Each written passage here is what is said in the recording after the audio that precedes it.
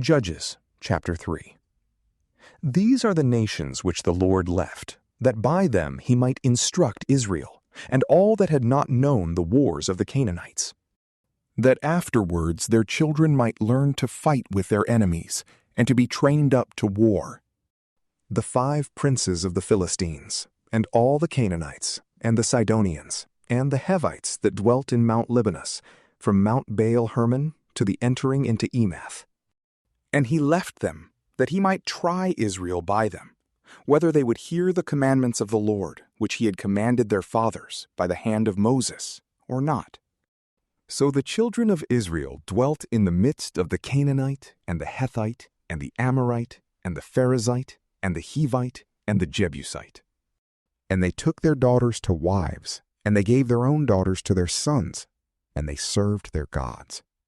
And they did evil in the sight of the Lord, and they forgot their God, and served Balaam and Ashtaroth. And the Lord, being angry with Israel, delivered them into the hands of Chushan-Rosathaim, king of Mesopotamia, and they served him 8 years. And they cried to the Lord, who raised them up a Savior, and delivered them, to wit, Othniel, the son of Kenaz, the younger brother of Caleb. And the Spirit of the Lord was in him, and he judged Israel. And he went out to fight. And the Lord delivered Chushan-Raphaim, king of Syria, and he overthrew him. And the land rested 40 years, and Othniel, the son of Kenaz, died. And the children of Israel did evil again in the sight of the Lord, who strengthened against them Eglon, king of Moab, because they did evil in his sight. And he joined to him the children of Ammon and Amalek, and he went and overthrew Israel, and possessed the city of palm trees. And the children of Israel served Eglon, king of Moab, 18 years. And afterwards they cried to the Lord, who raised them up a Savior, called Ahod, the son of Kira, the son of Gemini, who used the left hand as well as the right. And the children of Israel sent presents to Eglon, king of Moab, by him. And he made himself a 2-edged sword, with a haft in the midst of the length of the palm of the hand, and was girded therewith, under his garment, on the right thigh. And he presented the gifts to Eglon, king of Moab. Now Eglon was exceeding fat. And when he had presented the gifts unto him, he followed his companions that came along with him.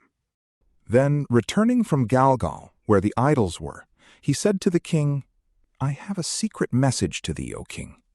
And he commanded silence, and all being gone out that were about him, Ehud went in to him.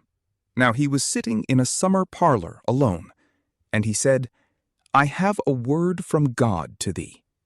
And he forthwith rose up from his throne.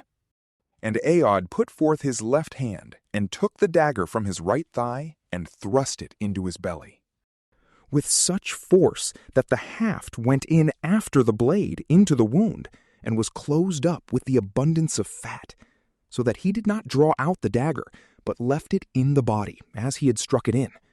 And forthwith, by the secret parts of nature, the excrements of the belly came out.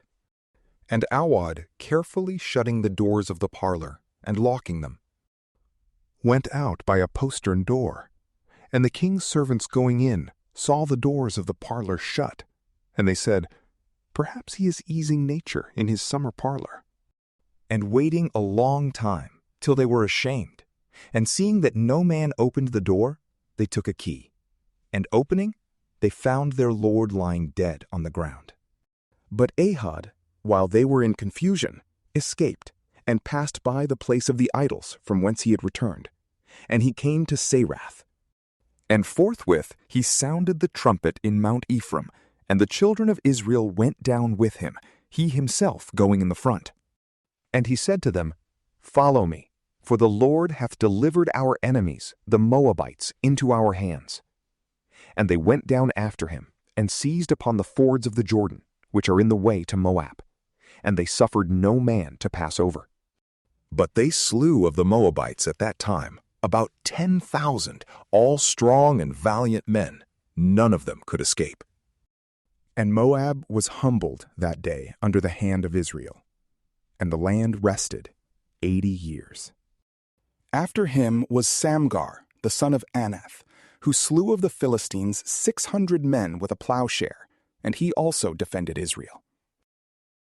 From PrayLamp, peace be with you.